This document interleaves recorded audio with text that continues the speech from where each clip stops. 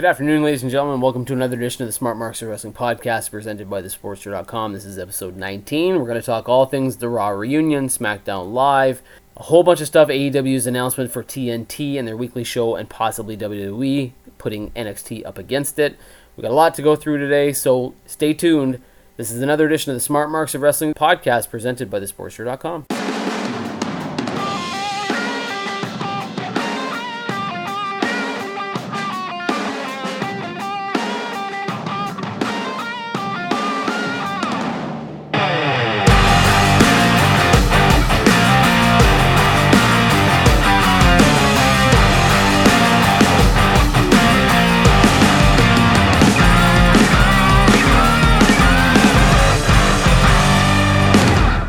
Hey, ladies and gentlemen, welcome to the Smart Marks of Wrestling podcast presented by thesportster.com. As always, I've got Brandon on the other line. Brandon, how you doing, buddy? Dolph Ziggler, but I'm doing pretty great. How you doing, Jim? You've been waiting. You thought about it at the end of the last show where you said Dolph Ziggler to close the show, and you've probably just been waiting for the next one, getting ready to go Dolph Ziggler when we open. Tell me I'm wrong. I honestly didn't think of it until this very second, but I mean, when I thought about it... I don't believe you for a second. I wish I had that much foresight, man. I wish. Oh, that's funny. Yes, if folks listened to the show last week, we talked about a lot of topics, but hot on Brandon's topics list was Dolph Ziggler and how he's being shafted by WWE. So it's not even like I talk about him a ton usually either. Like, I mean, I love Ziggler, but I don't like harp on him ever. Like, it is what it is. But for some reason last week it was the Dolph Ziggler.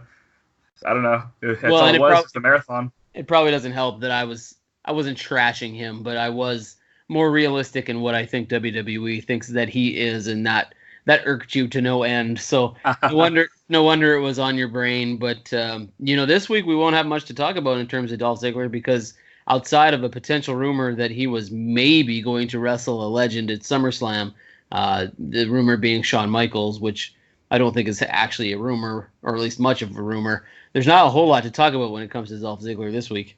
Well, he had like that whole thing on SmackDown with Shawn Michaels where they kind of like teased that they're going to wrestle, and they had like that whole exchange in the ring. Yes. So here's where I'm at with that. If you go back even to like the early 2010s, which is like obviously the end of Shawn Michaels' rope, versus Dolph Ziggler then, I'd be interested. And that's like, the end of when I would be interested. We are almost 2020, and Shawn Michaels has wrestled one match in the last, 5-6 years? And it wasn't exactly like he wrestled much. I mean, sorry, he definitely wrestled in it because Triple H tore his pec or his arm or whatever it was that he tore this time. Yeah. So Shawn Michaels had to be in the ring. And no disrespect to him, but he's obviously not... Like, I don't want to tarnish what Shawn Michaels is and was with a match like this. Even if Ziggler can carry most of it, Shawn Michaels obviously isn't able to go in the ring. And again, maybe if he trained and everything, no problem. But the guy doesn't wrestle. You can't just expect a guy to go out there years later and say, "Oh yeah, I'm still one of the best of all time." So I don't really want to see it. I'm curious as to how much he gets in the ring when it comes to the training down at NXT, or if he's just writing things on paper. But even then, though, right? Like, there's no replicating actually being in a ring and wrestling. Well, it's hard when you have this standard to live up to like Shawn Michaels does. It's not like Goldberg Undertaker in a match, right, where it's a train wreck. You expect a lot. That's the thing. Like, Shawn Michaels, right? He could probably go for 10 minutes and not look horrible. But like, I want to see Dolph Ziggler versus Shawn Michaels. I want it to be the main event of WrestleMania worthy.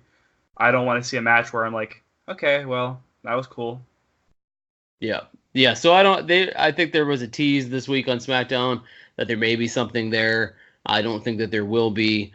That Miz TV segment on SmackDown, from what I understand, wasn't even supposed to happen. Vince McMahon came in the last final hour before Tuesday SmackDown and rewrote the entire show. If you saw any of the articles that we did before, Michaels was supposed to be on commentary for that whole show. There was no Corey Graves and there was no Byron Saxton. Michaels was supposed to be at the commentary table. He even tweeted it out not long before the reunion show that he was going to be doing that, and then they threw that out the window last minute and made that Miz TV segment with him. So what happened there probably wasn't planned. So the idea that those two were going into something or building towards a match is probably a stretch. That was just something that they did and rewrote last minute. Michaels was already there. It's a good segment to do. He was supposed to be using the show. Why not, right? Yeah, and I think we even talked about it it was last week or something. We talked about Shawn Michaels and how you said you wouldn't want it to be like a full-time thing to take away from his time in NXT. So it's definitely been talked about with the commentary thing, and we knew that there was something to do with that. You're onto something there by saying that this probably wasn't like any kind of long, lasting, impactful segment. It was probably just a one-off, or maybe they last second decided, hey, this is what we're doing. That's also possible. But yeah, no, you're onto something there for sure. Well, let's remind everybody where they can hear this, and then we'll run through Raw and SmackDown this week. So Anchor.fm is where we host the show, thesportster.com, wrestlingwriteups.com, Facebook pages, Twitter pages, YouTube now, and then pretty much every podcast platform that you can think of, you can find the Smart Marks of Wrestling podcast. So anybody who wants to listen to it, download it, subscribe to it, rate it, comment on it, and give us your feedback. We'd greatly appreciate it.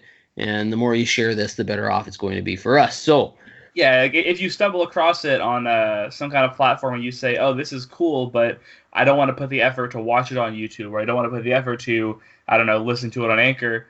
If you have Spotify, if you have Apple Podcasts, Google Podcasts, whatever you want, whatever your preferred platform method is, like, we're there. So cool.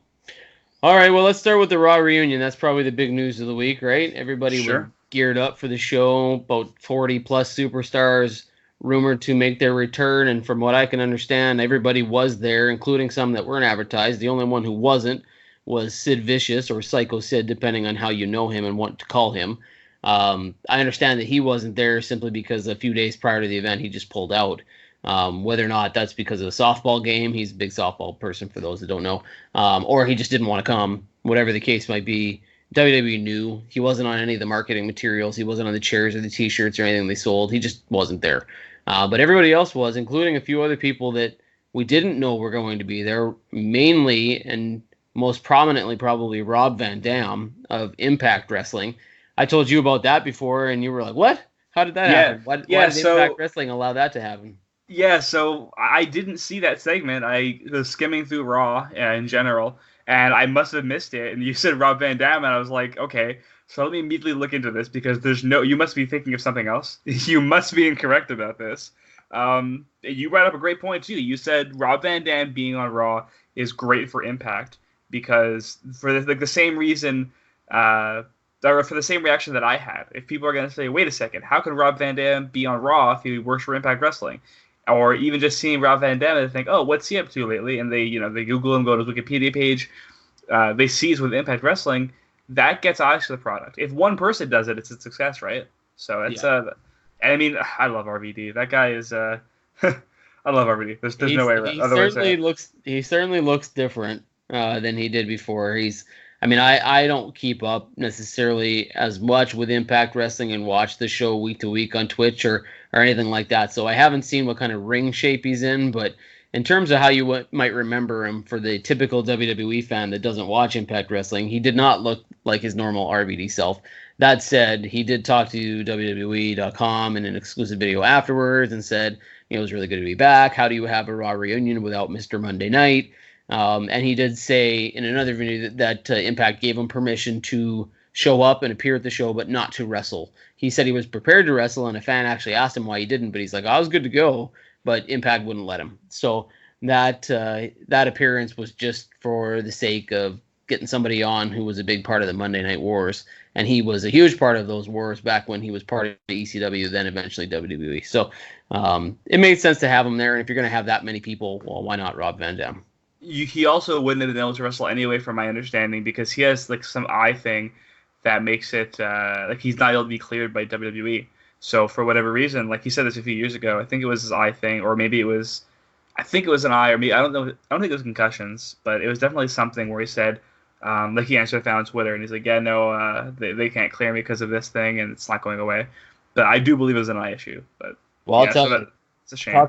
Talking about guys not getting cleared, I think the most laugh out loud moment I think I had from the entire show, and then afterwards, having read about some of the people that were on it, was the fact that so many guys did not get cleared, and Rikishi was not physically cleared to give a stink face to anyone in the ring. I mean, what the heck, man? Like, what do you need to get cleared to shove your ass in someone's face? Like, Why do you need clearance for Yeah, that? you don't need to run or anything like that. Like if you just No, stand, turn around, and like walk backwards, like somebody from the what's revivals just needs to sit down in the corner and let Rikishi shove his butt in their face. I mean, that's all he did.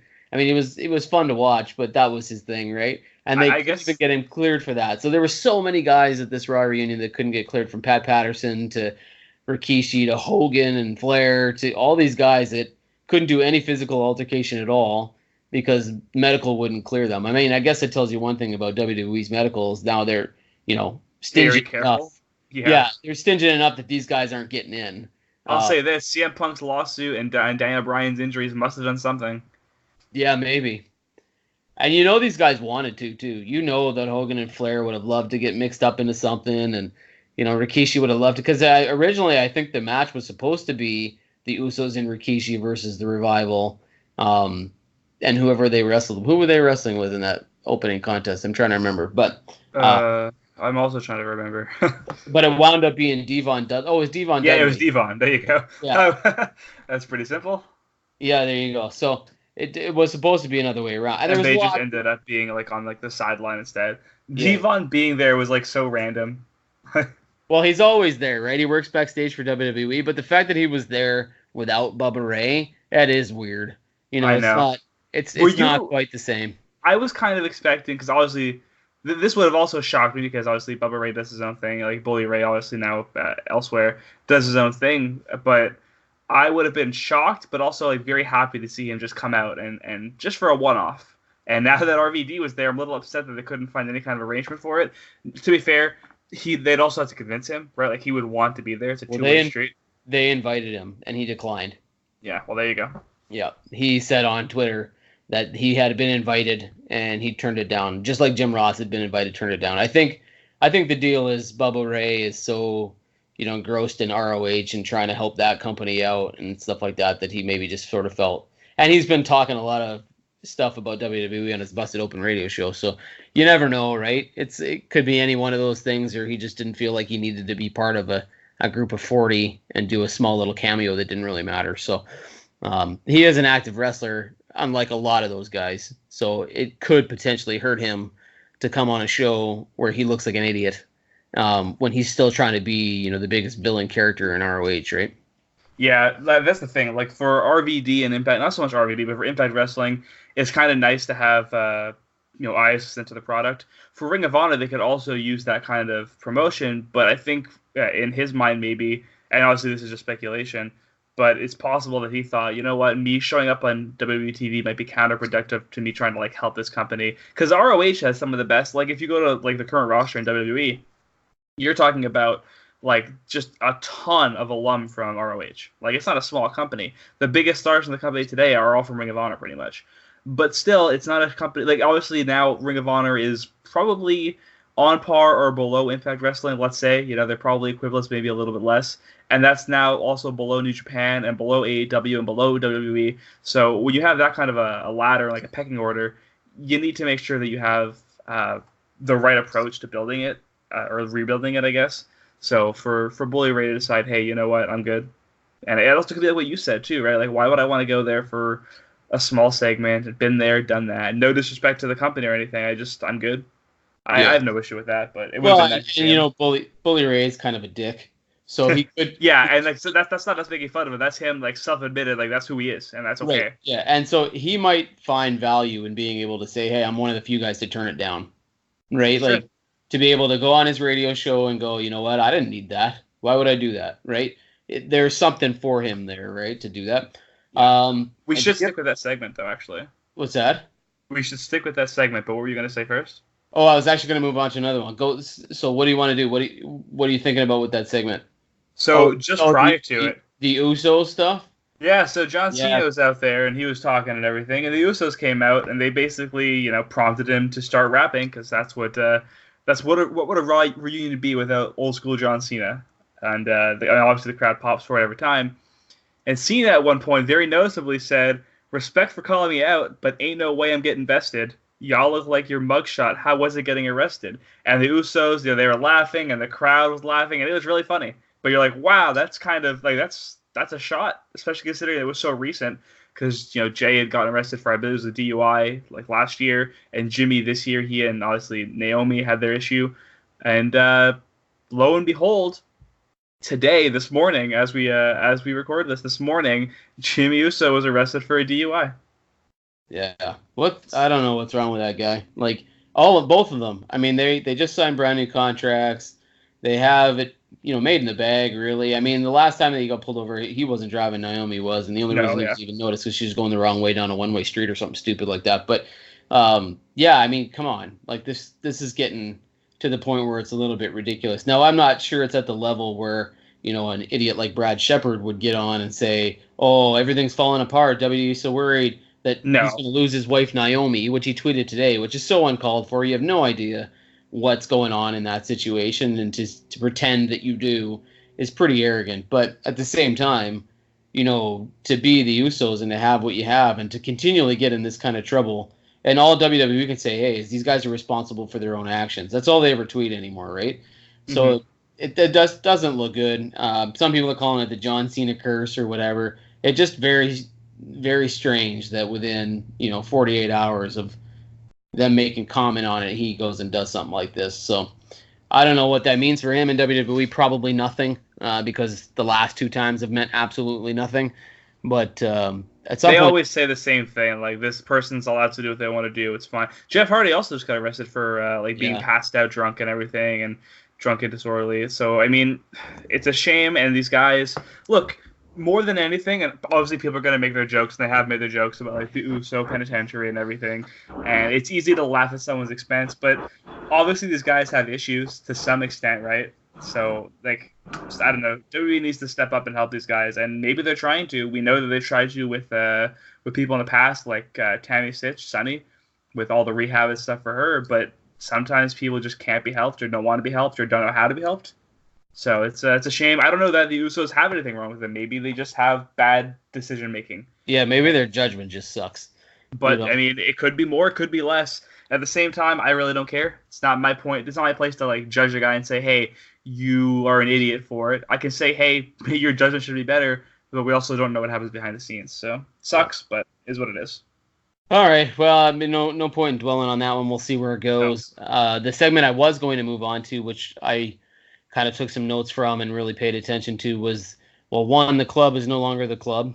They are now the OC, which, I mean, unless you know Teen Bopper TV shows, some people are hating that name because the OC was a really cheesy, after-school drama type television. So, yeah. But the segment itself, I hated, only because I was not a fan of trying to put a faction you're absolutely going to try and push to the moon and make serious against, DX, New Age Outlaws, NWO, the Clique, 3/4 of which can barely walk, and then to try to make that look serious as if they'd be scared away from those guys. Those are the reasons I don't like reunion shows like this, because it's really hard to work in current storylines and make them believable. This was about as good as they could do with the situation. Another key factor for me out of that was the fact that Seth Rollins was never supposed to be anywhere near that segment. It was planned for Ricochet, who's got an elbow injury, so he wasn't even able to make the show. It's hard to know if Ricochet is going to, he won't be hurt by this long term, but what would it have done for him had he been part of that segment, right? It was a real the idea was that, DX, given that rub to Ricochet would have been really good for him. I'm not sure how much I believe in that. I think these guys think DX and New World Order are way more important than they actually are. So I don't know that would have really done anything for them. Did you like the new name, the OC? No, I mean, until you said it just now, I didn't even put like two and two together. But I mean, it doesn't make sense. I guess they're trying to like separate from the club.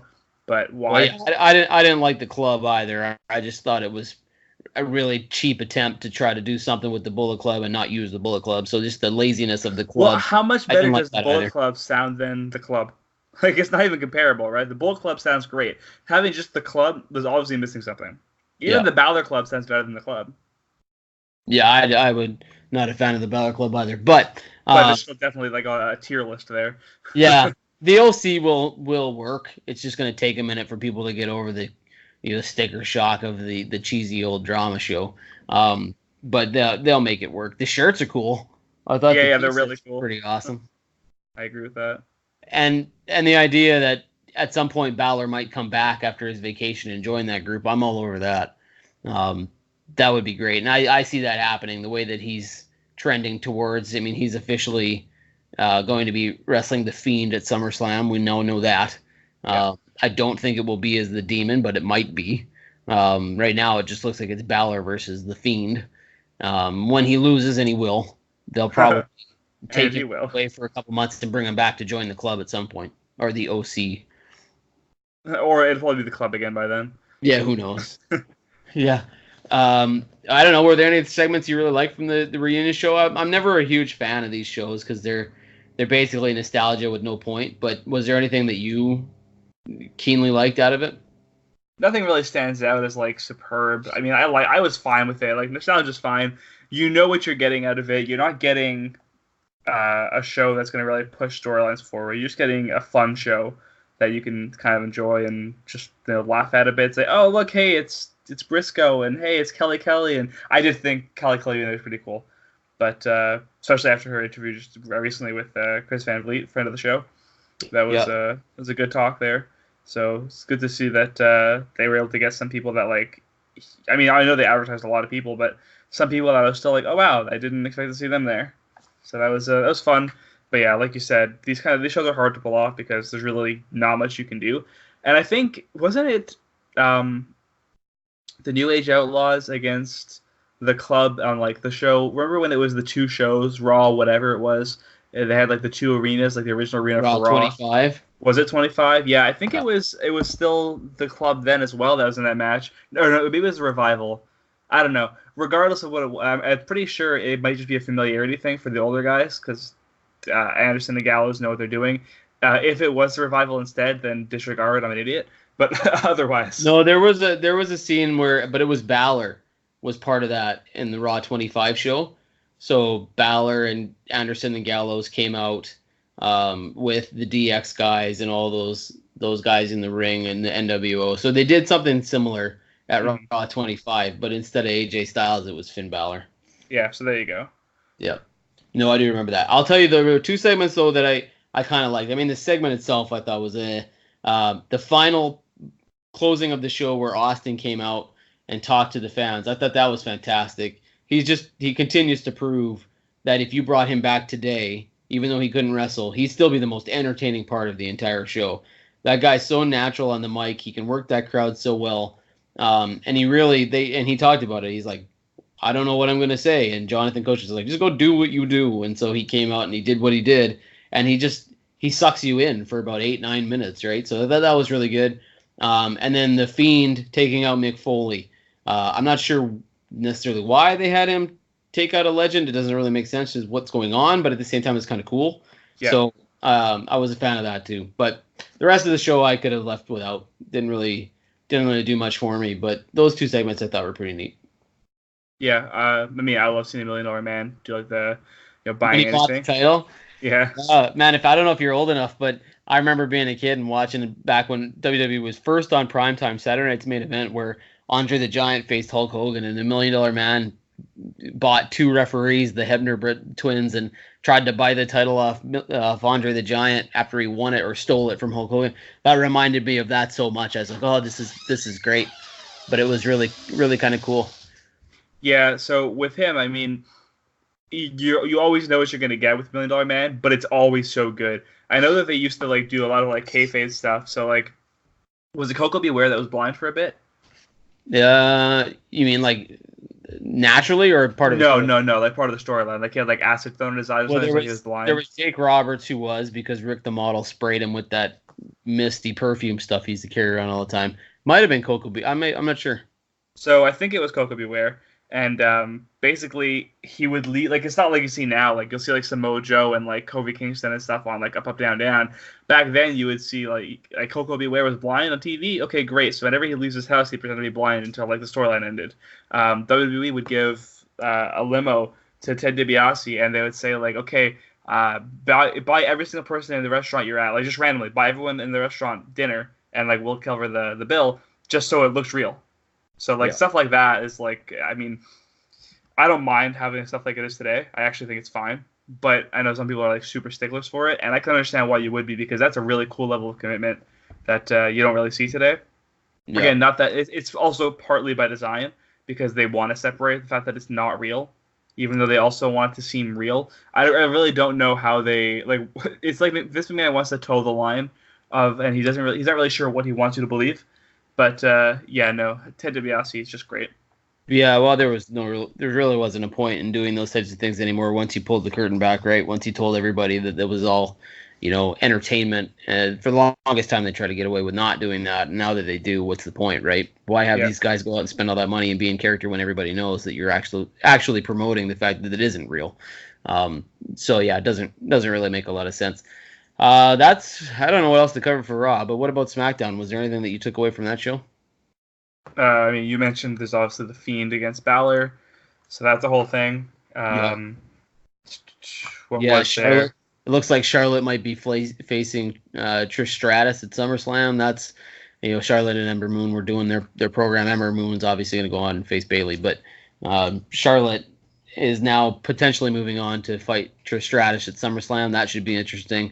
There wasn't. That show felt very sort of thrown together to me. It was like they brought legends on that weren't necessarily supposed to be there. There was a lot of last minute changes, and like we said, Vince McMahon completely rewrote the entire show, just a couple hours before they aired it. So a lot of things changed, and it sort of felt that way. I guess the biggest take for me was that at this point, Bischoff isn't involved in the show. He was at his first production meeting, just talking to creative, but he hasn't put any stamp or his own personal anything on this show yet. And Heyman's been all over Raw, so it's interesting to see how quickly or slowly they're working these guys in. But I'm more curious to see what happens with SmackDown once Bischoff takes over. Yeah, so him showing up on Raw was really cool, but also even before like we found out about the whole production meeting thing and stuff, Dolph Ziggler again on Chris Van Vliet's podcast mentioned like, yeah, Bischoff hasn't really done anything yet as far as writing the show, so we could be in for a lot of really big changes, I guess, moving forward. Well, I think he's going to take his time from everything that I've read, and he's talked about it now and come out and said, yeah, all these reports of me taking over already are way wrong. All these, he calls them dirt sheets. They just don't have any clue what's really going on. And he said himself, he's got to slowly work his way in. He hasn't been all over the product like Heyman has, and he needs time to get familiar with it. And even when he is, he's not the guy who ever ran creative in WCW. He just helped manage people who did the creative, right? So he came up with something like the NWO, if you want to say came up with as in taking the idea from Japan. But at the same time, he's not going to do that. He's not going to sit down and write every show now. And now we know for sure that Vince McMahon, even with Heyman or Bischoff writing the show, might still just come in and go, well, thanks for that, Eric. I'm going to rewrite this one anyway because I don't love it. So that answers some of our questions as to how much power they have. We know McMahon is still all over the idea that if he doesn't like it, he's going to rewrite it. Yeah, and I'm sure both these guys knew what they were getting into when they signed on. Like we know that Vince McMahon is never going to get full control over it until he's ready to give it all up. Yeah. Well, I don't know where else we should go other than maybe moving off of Raw and SmackDown and talking about some other stuff. AEW, they made a major announcement yesterday that their TNT TV deal is now official for Wednesday nights. I think it's 8 to 10 p.m. The rumor is it's going to be called Wednesday Night Dynamite, but that starts October 2nd with TNT. We knew the TV deal was coming. Not really surprised it's Wednesday nights, but it's pretty big news for AEW, hey? Yeah, so, I mean, we already knew that they were going to have a TV deal. We probably assumed it was going to be Wednesday, but getting it, like, concrete, that's pretty cool. I'm really excited for it. I want to know what's going to happen with the Canadian rights. Like, who gets that? Is it going to be TSN? I don't know. I would be shocked if TSN has any interest in wrestling at this point. Well, I mean, they've shown 2 specials for Kenny Omega. They had the special, and they had him on with Shane. I guess that's true. The documentaries, they're all over, so maybe. Yeah, you never know. But it won't be Sportsnet. That's for sure. There's lots of options in Canada, right? Perhaps more interesting is the fact that they're now talking about NXT jumping over to Fox Sports 1 because of this announcement. So just try and compete with AEW more, like. Yeah, the rumor is that they're going to move NXT off of WWE Network, put them on Fox Sports 1. Fox Sports 1 has wanted more WWE content anyway. But my guess is that WWE probably didn't feel a need to move NXT off of the network. They had the exclusive streaming rights, all that fun stuff. But now with AEW there, and they can put them up on Wednesday nights right against the show, I mean, why not? Now you got a reason, right? Yeah, my only issue with that is it going to change the quality of the content because Fox is going to want to have their fingerprints on it. I don't think they will. I think it'll be fine, but it's still something to think about at the very least. Yeah, my guess is they probably wouldn't want too much. And because Fox is the network that wants more sports, NXT fits them, right? Like they are more in-ring, more wrestling, more than anything else. So they're a natural fit to go up against AEW, who is promoting themselves as a wrestling product. NXT is about as close to a wrestling product as WWE has. And for WWE, it's possibly not much of a lose-lose situation because they could just move Evolve over the WWE Network if they wanted to, right? So take one off, put Evolve on there. Move NXT, get your TV rights and the revenue coming from that. Oh, by the way, slap you in the face, AEW, while we're doing it, just to let you know we're still here, and we're not going to let you go unopposed on Wednesday nights, right? I mean, there's a lot of reasons WWE might consider this if this rumor has any legs at all. Yeah. I mean, any competition is great for the fan because if there's competition, then both companies have put on the best product possible. You hope. Right, that's what competition is supposed to be in anything. So competitive markets. Yeah, and I'll tell you, if I'm WWE and I'm putting a product up against AEW, it's NXT, because I mean AEW has been entertaining and I've liked most of the pay-per-views. Some of the stuff I'm not a huge fan of, but it doesn't even come close, in my opinion, to NXT. NXT is just so good. There's so many good wrestlers, good high quality matches. You can't watch a pay-per-view without being like, geez, every match outdoes the next. And to me, AEW has not done that yet. They've had now 3 or 4 pay-per-views to try to do that, and they have not. And I like AEW, but the weakness of the depth of their roster is starting to show just a little bit, whereas NXT has been around for how many years now and never disappoints. Like it's just a fantastic show and a fantastic pay-per-view product. If they saw the opportunity, imagine what those guys would do if given the platform to be on a TV show up against another. They'd be all over that, right? Imagine them stepping that game up. It would just be so much better. I think I wouldn't say that AEW is in trouble or anything like that. I'm not going that far. But if they had to go up against NXT in the same time slot, that would be hard on AEW. Yeah, I mean, it could also do what you're saying. It could make sure that their depth has to step up, which can it? We don't know. But if it could, then that can be really good. I've had no issue with AEW TV, but you also have to, like what you're saying is NXT has always been like, lights out incredible, and that's accurate because NXT is always good. There's not really any overexposure on the show. They do a really good job of keeping everyone like fresh, even though they're like the stars are always on. And more than anything, I think that NXT, every time you look at the NXT card for the takeover before pay-per-view, I can see like, oh, Adam Cole against Johnny Gargano or something, Shinsuke Nakamura versus Samoa Joe. You're like, wow, this is definitely going to be the match of the weekend. Like, for sure, this is going to be the match of the weekend. And then you see it, and you're like, wow, this is the match of the weekend, without even seeing the WWE show.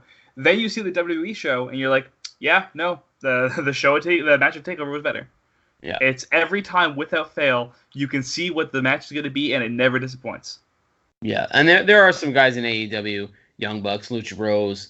Those guys will deliver NXT quality type stuff, if not even better sometimes, but through and through from finish to like start to finish, NXT pay-per-views are just unbelievable. So you can only imagine if Triple H was to get NXT on a major network and go, hey, okay, boys, here we go, boys and girls, let's do what we got to do, right? Like it would be crazy good. What else is in the news today? Oh, I guess the big rumor that went around, and I don't know how much people know this, but it's a joke. It's not a rumor. It's a joke. We have this buddy on Twitter. His name is Sliced Wrestling, and we don't know him personally, but we do know that his account is fake.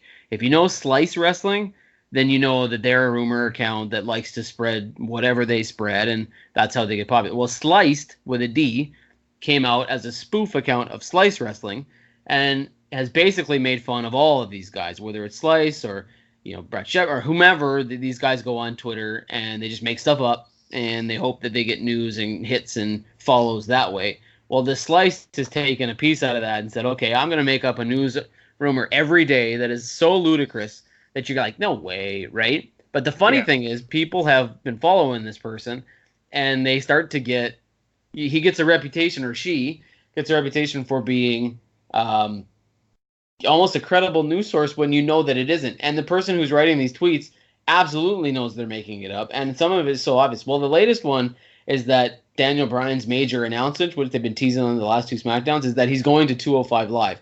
It's not true. It's not a true rumor. Sliced Wrestling started it, made it up as one of their spoof things, and people picked it up as though it was real. And that's he or she has just proved his point, right? That I can make up whatever I want, and the wrestling community is so all over anything that's newsworthy that they'll just follow it and make it up to, and they'll take the credit for it, and they'll write their own story. Well, it's exploded into this thing that Daniel Bryan is going to 205 Live. I'm here to tell you right now that unless something shocking happens, that is not going on. Daniel Bryan might show up on 205 Live, but he isn't going to 205 Live. He's not leaving SmackDown or Raw and headed to 205 Live. It's not happening. But I know that rumor has been all over the place. And it's been quite interesting to watch, because when Sliced Wrestling had all of 200 followers, we started to chat back and forth on Twitter, and we've been growing together ever since. And he or she just gets a huge chuckle out of this stuff, right? Like, just loves the idea that people pick this stuff up and gives him credibility when it's all baloney. So that's interesting too, is that this whole buzz about Daniel Bryan going to 205 Live. Now, if it happens, I'll eat my words and I'll apologize to people, but it's not happening. Yeah, I agree. I mean, it seems ridiculous. It is funny. And it's funny because they do it intentionally. There are some people out there who claim to be legitimate media who have they might have sources, and I'm saying that with air quotes if you couldn't hear it. And this is across like real sports and whatnot, like not just sports entertainment, but let's say hockey, football, whatever it might be, and they claim to actually be in the loop, and they say the most ludicrous things. And whenever you look at their replies on Twitter or whatever, you'll see the exact same conversation on every single tweet. Half of it is, "Oh wow, this is insane! I can't believe this is happening," and they'll take it for gospel. And the other half is, "Okay, so this is definitely not happening because nothing you've ever tweeted has been right ever." And if it has, you make sure that we never forget about it, because it's been one out of every 75 things said. Because if you throw enough things at a wall, right, something's going to stick. So the fact that this person, he, she, whatever it is, this account, it's like the Onion almost, right? It's the Onion for wrestling, and people are just going to eat it up because they want it. They want it to be true so bad that they'd like to just believe anything possible and suspend their disbelief. It's kind of funny. Yeah, it's a little nutty. Switching gears completely, did you hear or see the CM Punk transcript from his interview with ESPN? Mm-hmm. So that's something, right? I mean, he's been announced for StarCast 3. He's the first big get by Conrad Thompson and that group to show up on All Out weekend, which of course everybody then assumes he's going to be at AEW's All Out. He has said repeatedly that he's not. Well, in an ESPN interview, he just revealed that he has, in fact, talked to AEW, but not in any way that anyone would hope or think that he would. He simply text messages them before big shows and says good luck. But he's almost at the point now where he doesn't want to reply to them or text them anymore, because every time that he does, there's some assumption by the folks over at AEW or the fans that they're best friends and that something is coming. And he's like, nothing is coming. I'm only going to StarCast 3. I'm not wrestling. I have not talked to AEW about a contract offer. And the only time that they even remotely said anything to me in that way, Cody texted me, and he didn't even appreciate the text because he'd rather something like that come in person. So there's really not much going on with the CM Punk AEW stuff, unless, and this is like 1%, which is the 1% everybody wants to believe, talk about people wanting to believe things so badly, that they are just pulling the wool over everyone's eyes, and this whole thing is a ruse, and he's coming. But I just don't see it. Not the way he's been talking, not the way he's been chatting about how they want to talk about him all the time, and he doesn't ever talk about them. Just stuff like that. What do you think? What do you make of that interview? I'll say not so much the interview. My thoughts are more the reaction, and this is the same thing with no matter what the conversation is, no matter who it is. Someone like CM Punk is a perfect example of someone who said, hey, I'm done with wrestling, right? He's out of the business. He's like, I'm good. I did MMA for a bit. I'm doing commentary. I'll do one-off shows, like the little signings. He says like once a year he likes to do at least one signing a year because he wants to give back to the fans and hear from their stories and say, hey, you get something out of this that it's not the product on the TV that really gets you. It's the fact that, maybe you have something going on in your life. Maybe you don't, but maybe you just need that connection. I like hearing about that stuff. So he likes doing these wrestling things, every once in a while. But people will, and an interview like this, first of all, let me ask you this. How often does CM Punk talk about wrestling in the grand scheme of things? Pretty much only when he's asked about it. But even then, very, very, very rarely, right? Like, even when he's asked about it, most times he ignores it. You can tell it's agitating, and probably the only reason we got so much information out of this interview was because it was ESPN. Sure. But my thing with CM Punk is, and it's more the fans, like I said, people will say, oh, wow, CM Punk said this for a guy that really doesn't want to talk about wrestling. The guy talks about wrestling all the time. No, the guy gets asked about it 75 times and he answers it once. That's not answering all the time. That's him saying, hey, let me finally set the record straight on this. And then it keeps going and going and going.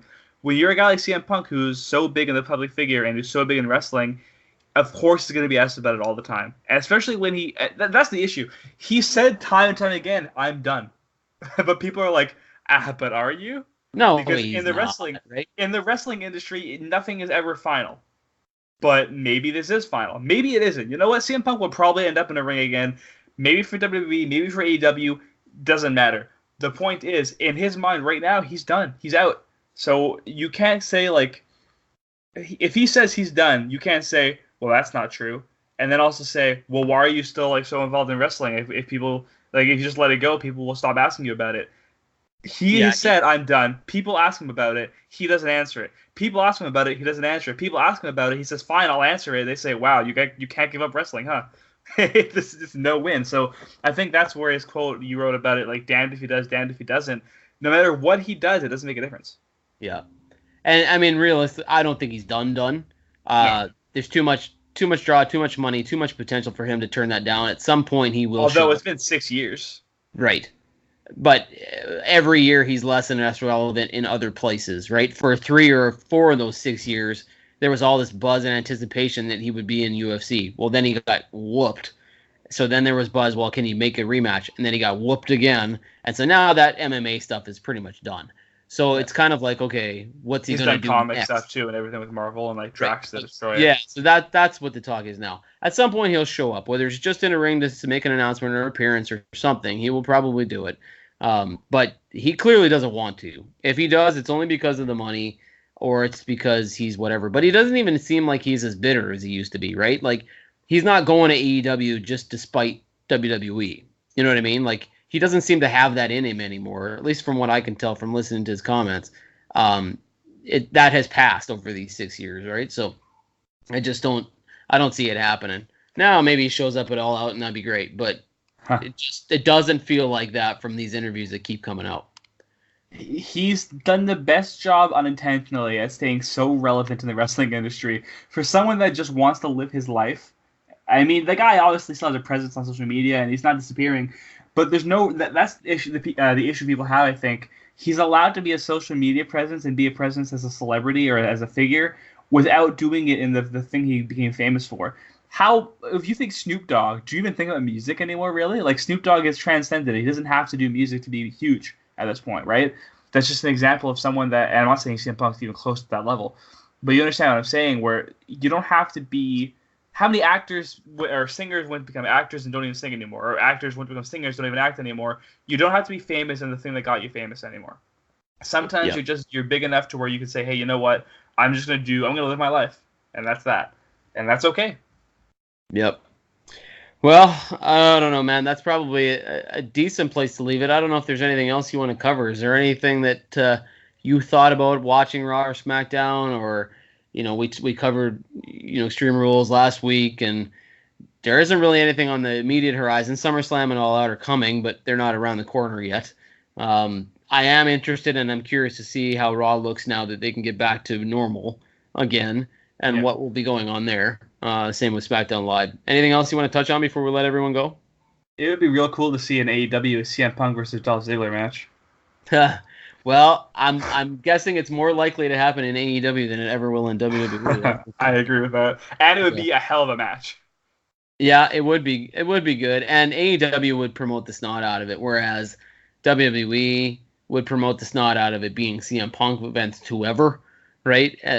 Dolph Ziggler would be a great opponent, but I don't imagine they would push that match like AEW would, right? So either way, Punk goes over. So you're still poop out of luck because Dolph Ziggler's not getting the rub in that match, and he's not going to get the treatment that you hope he should get.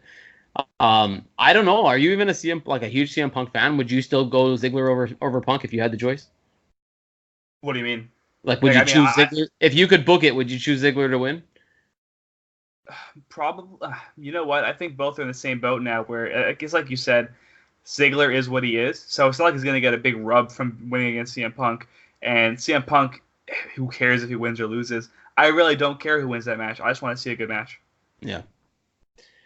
All right, man. Neither Well, guy's your world champion, right? Like it's not a long term thing. Punk got his for a long time. The Dolph Ziggler got his twice, but didn't last ever. So that's the difference between the two, right? Yeah. And Ziggler he does his job, takes the paycheck, does his own thing on the side, whereas CM Punk refuses to take a paycheck if he doesn't want to do the work. So they're very different, but similar in a lot of ways too.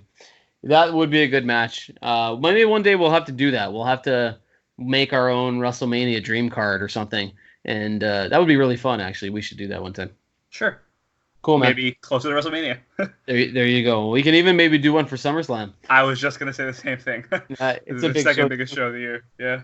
Cool, man. Okay, well, let's remind everybody: Anchor.fm, Sportster.com, Wrestling Write-Ups, Facebook, social media, Twitter, YouTube. You can find us there. All the podcast platforms that you mentioned.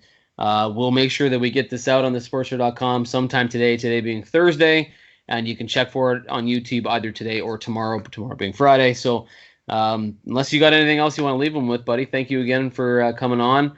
I'm going to get back to my vacation here in British Columbia, Canada, where I'm relaxing in the sun, about to go for a walk. Nice. Enjoy your vacation, man. Okay, man. I will talk to you next week. Talk to you soon. Take care, everybody.